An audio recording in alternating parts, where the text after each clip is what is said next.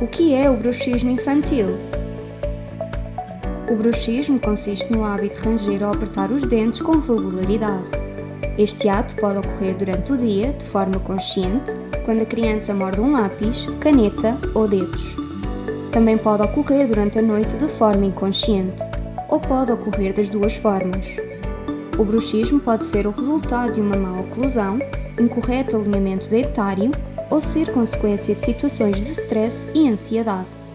Afeta seriamente a saúde das crianças, causando um desgaste dos dentes, modificando a estrutura óssea da face e podendo causar um aumento da pressão craniana.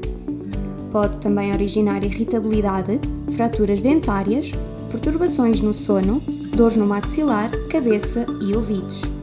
Visitas regulares ao dentista são essenciais para detectar o bruxismo no momento certo. Marque consulta na SmileUp e nós avaliamos o caso do seu filho. SmileUp, sorrisos para todos.